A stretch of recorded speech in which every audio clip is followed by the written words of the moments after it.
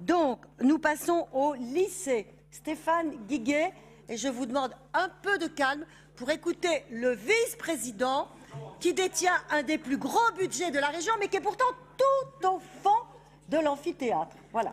Merci Madame la Présidente. Je vais tenter, dans cette ambiance apaisée, de présenter le budget des lycées. Je vais vous le présenter en 3 points. D'abord, je vais parler de nos investissements. Dans un deuxième temps, je vous parlerai de transition écologique et je terminerai mon propos par les solidarités et le pouvoir d'achat. Pour commencer sur les investissements, vous dire combien nous souhaitons investir massivement dans les lycées pour les rendre modernes, connectés, économes en énergie, accessibles et plus ouverts sur leur environnement. Nous souhaitons également développer l'internat comme un outil d'égalité sociale et un outil d'orientation. Notre volonté sur le mandat, et vous l'avez annoncé Madame la Présidente au début de la mandature, c'est d'investir 100 millions d'euros par an pendant 5 ans sur l'ensemble de nos lycées et vous verrez les chiffres tout à l'heure. Nous montons même cette année à 109 millions d'euros sur la partie DPGI, donc Direction du patrimoine et de la gestion immobilière, et 104 millions d'euros sur les lycées. Avec plusieurs faisceaux, d'abord un faisceau qu'on appelle PPI, notre plan pluriannuel d'investissement, et un autre faisceau GREAL, c'est-à-dire le gros entretien maintenance. Quelques mots d'abord sur le PPI et quelques exemples que vous allez voir défiler sur un des slides suivants. Des opérations qui sont déjà livrées en 2018. Je vous laisse découvrir ces opérations. Les ateliers du lycée Cassin de Mâcon, j'avais le plaisir de les inaugurer hier. Les locaux de formation aux Huisselets à Montbéliard, les logements au Saturbois à Beaune, la reconstruction du lycée Blum au Creusot, avec une opération à 26 millions d'euros qui vient d'être livrée récemment dans la ville de ma collègue Laetitia Martinez. Quelques opérations et travaux en 2019, que vous pouvez lire toujours sur l'écran devant vous. Le lycée Edgar Faure à Morteau, avec une pose de première pierre. La restructuration du bâtiment au lycée viticole de Beaune. La réhabilitation du bâtiment Boischu au lycée Fertet de Grès, avec une opération à 18 millions d'euros. L'internat également du lycée Germaine-Tillon à Montbéliard, ex-Viette, Grand Chénois. Et puis quelques opérations en phase de désignation de maîtrise d'œuvre. Donc vous voyez, à des stades différents.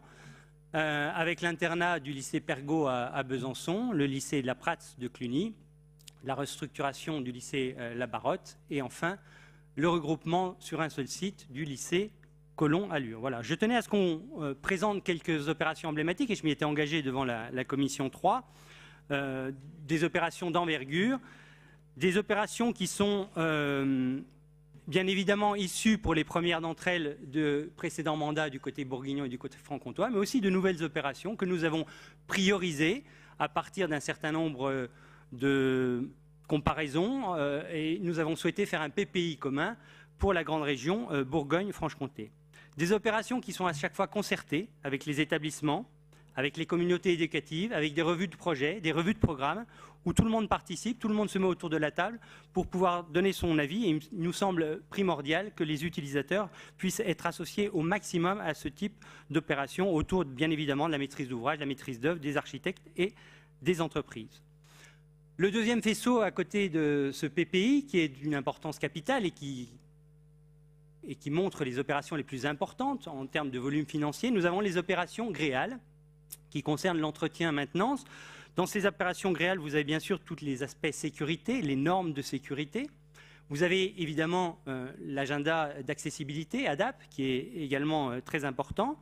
Vous avez l'aspect sécurisation, un aspect qui vous est cher, notamment sur tous les bancs d'ailleurs, puisque nous avons voté ensemble en décembre 2016 un plan de sécurisation.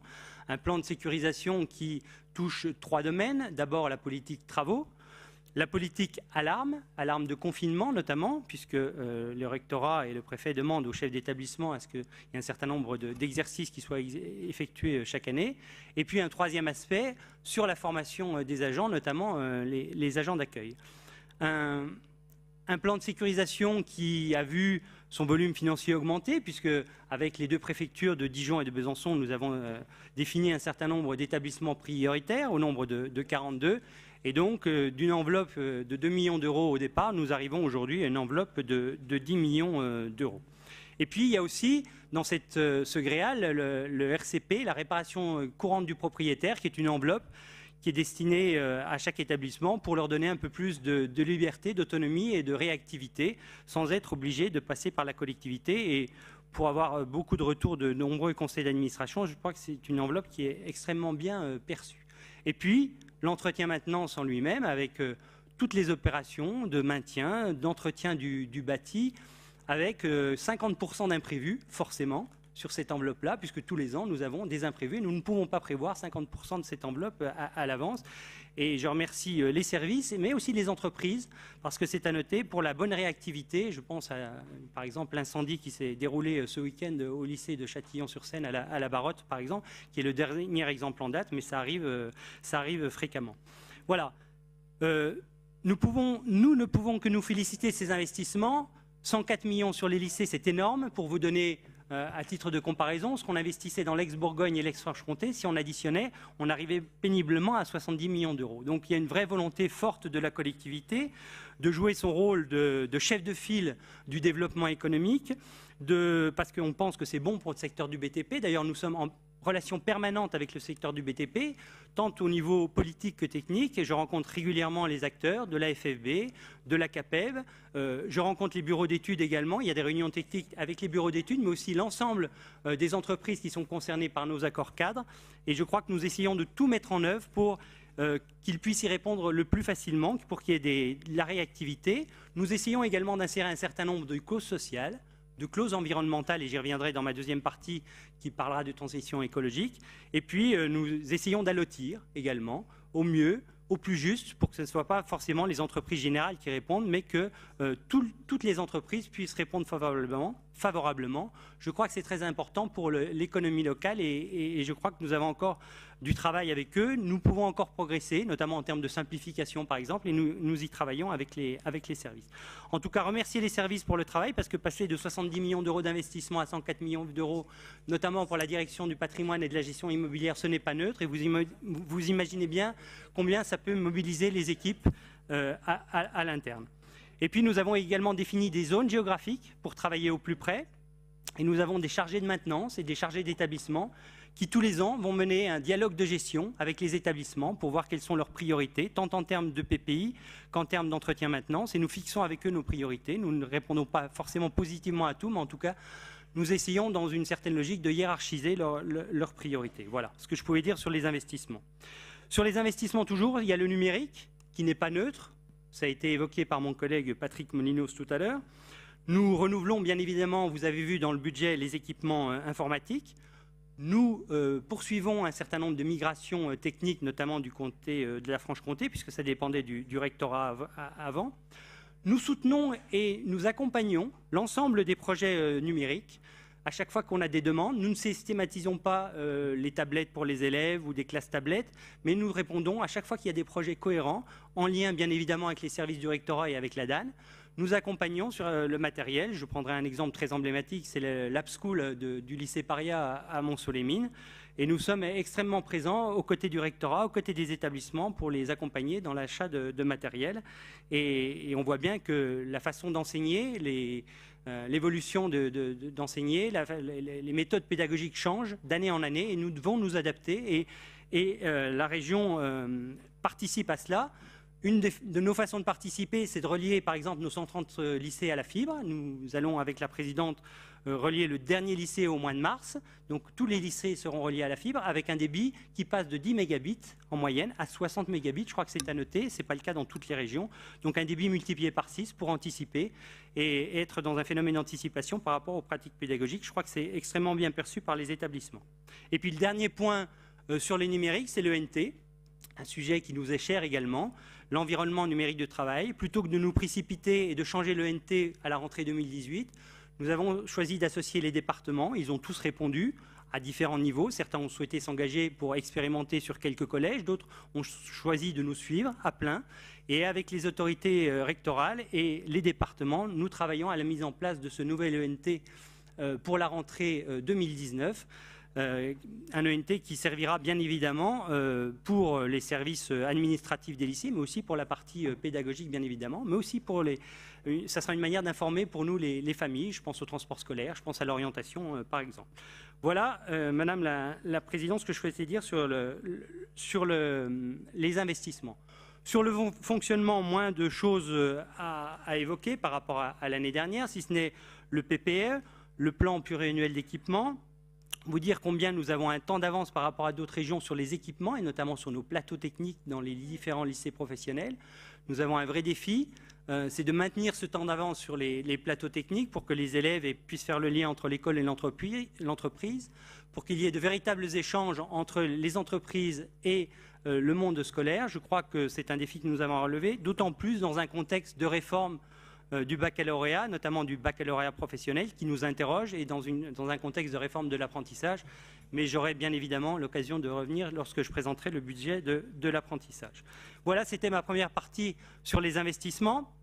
La deuxième partie, c'est la transition écologique. Vous dire combien nous sommes attachés dans chacun de nos investissements à faire en sorte que l'enveloppe, la performance énergétique des bâtiments soit au rendez-vous. La région, vous le savez, finance un certain nombre d'actions vis-à-vis des particuliers. Je pense à Ephilogie.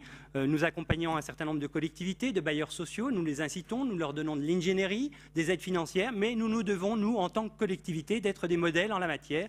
Et nous souhaitons donc être des modèles, faire diminuer, bien sûr, les surfaces à chauffer, exiger un haut niveau de performance énergétique à chaque fois que nous faisons de la réhabilitation sur nos bâtiments, développer les chaufferies bois à chaque fois que cela est possible, raccorder éventuellement nos lycées au réseau de chaleur urbain. La région utilise bien évidemment autant que possible son pouvoir d'invitation dans ces cas-là.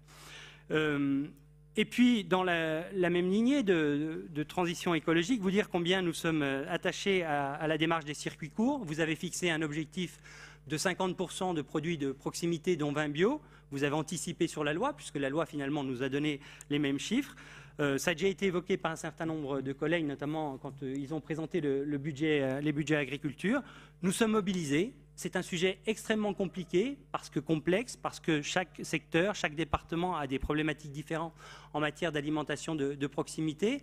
C'est un sujet éminemment transversal qui concerne bien évidemment notre direction des lycées, mais aussi la direction des achats, la direction de l'agriculture, parce que c'est bon également pour nos agriculteurs. Et vous dire aussi, parce que ça n'a pas été forcément tout à l'heure bien expliqué, que nous accompagnons, y compris dans la démarche d'achat, les lycées. Nous sommes à leur disposition et l'ensemble des équipes du Conseil régional sont mobilisées pour atteindre ces objectifs. Nous ne souhaitons pas que ça soit simplement un slogan, mais que ça soit véritablement un objectif politique. Et puis, dernier point sur la transition écologique, la démarche éco-lycée, qui n'est pas non plus un slogan, mais qui s'applique dans tous les lycées, avec la lutte contre le gaspillage alimentaire. Vous vous doutez bien que pour une collectivité qui sert 11 millions de repas par an, cela n'est pas neutre. Nous devons faire un effort avec l'achat de déshydrateurs, à chaque fois que nous rénovons notamment ce qu'on appelle des laveries, nous insistons sur le tri des déchets. Nous sommes très attentifs aux produits utilisés par nos agents, tant pour entretenir les parcs des lycées, les jardins des lycées, mais également les locaux. Donc une démarche éco-lycée qui rejoint la démarche du rectorat qu'on appelle E3D avec une labellisation commune éco-lycée E3D. Voilà, vous dire, après les investissements et la transition écologique, combien nous sommes mobilisés. Et puis le dernier point sur la présentation de ce budget, c'est la solidarité, le pouvoir d'achat, un sujet éminemment d'actualité. Je ne veux pas revenir sur les gilets jaunes, ça a été évoqué déjà à nombreuses reprises ce matin, mais vous dire que nous n'avons pas attendu les événements pour, dès le début de mandat, donner un certain nombre de marqueurs politiques en termes de pouvoir d'achat. Le pouvoir d'achat des familles, pour nous, c'est la gratuité des manuels scolaires, Madame la Présidente. Nous sentons bien qu'il y a une révolution. Nous avons anticipé. Je crois que nous avons fait le bon choix cette année, puisque le règlement d'intervention vient de changer. Et nous parlons de gratuité des ressources pédagogiques. D'autres régions ont choisi, je prends l'exemple de Rhône-Alpes, de renouveler les manuels scolaires de seconde avec des volumes financiers énormes. D'autres, comme Grand Est, ont choisi d'aller sur le tout numérique. Ils sont tous les deux en train de revenir et l'ensemble des régions va aller vers un mix, forcément. Et nous nous dirigeons vers un mix entre le papier et les ressources numériques. Donc nous y réfléchissons pour l'année prochaine, même si nous sommes en attente, bien évidemment, de la sortie des nouveaux programmes et des éditeurs et voir comment les éditeurs vont réagir. Nous sommes bien évidemment en contact permanent avec les éditeurs. Le deuxième point sur le pouvoir d'achat, c'est la tarification sociale, qui a déjà été évoquée dans cet hémicycle. Tarification sociale, nous souhaitons aller plus loin. Nous l'avons mis en place, c'est 100 € pour la restauration, 150 € pour l'hébergement, pour tous les élèves boursiers aujourd'hui. C'est important de le dire, parce qu'on ne le dit pas assez, sur l'ensemble de la grande région. Et vous souhaitez aller plus loin. Donc nous allons aller plus finement dans cette tarification sociale pour essayer de répondre au mieux aux besoins des familles qui en ont le plus besoin. La gratuité des transports scolaires qui ne concerne pas que les lycéens, bien évidemment, mais qui n'est pas neutre. La carte, bien évidemment, avantage jeune, je n'y reviendrai pas. Le dernier point sur le pouvoir d'achat est l'accès à la culture, qui m'est très cher, qui nous est très cher. Un budget de la culture en augmentation dans une collectivité, ce n'est pas neutre, c'est souvent une variable d'ajustement. Pour nous, c'est un marqueur politique. Je souhaite que la culture soit partout, pour tous, dans tous les lycées, avec le dispositif éveil, où nous avons changé le règlement d'intervention. Un dispositif éveil qui est plutôt dirigé vers ceux qui en ont le plus besoin, des bonifications pour les lycées professionnels, pour des élèves éloignés des centres culturels. Et puis, nous pensons que c'est le rôle de la collectivité de faire en sorte que ces élèves participent et aient accès à la culture le plus possible. Tous les établissements, parce qu'ils n'en avaient pas forcément l'habitude, utilisent à plein, à 100% ce dispositif. Nous les y incitons, nous les aidons. Et en tout cas, je crois que dès l'an prochain, nous aurons 100% de l'enveloppe consommée sur ce dispositif éveil qui favorise les élèves qui en ont le plus besoin. Et puis sur la culture toujours, des dispositifs qui sont portés entièrement par le Conseil régional, de A à Z. Nous livrons clé en main un certain nombre de dispositifs. Je pense à l'échappée littéraire, j'en ai parlé à nombreuses reprises, donc je ne m'étalerai pas sur ce dispositif. Un nouveau dispositif que j'ai souhaité, et les services ont répondu très rapidement, ça s'appelle l'échappée musicale, puisqu'on constate que dans les internats notamment, il y a de plus en plus de demandes des élèves de salles de répétition, de musique. Donc nous avons, à partir de cette année, l'échappée musicale avec un grand nombre d'inscrits dès maintenant.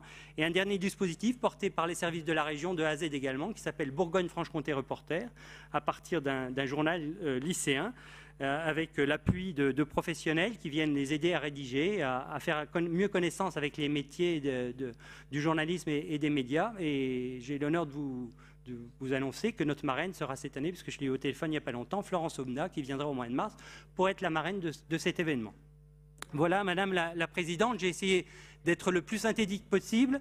Les investissements, la transition écologique, le pouvoir d'achat, une région mobilisée, un budget volontariste en matière de politique éducative.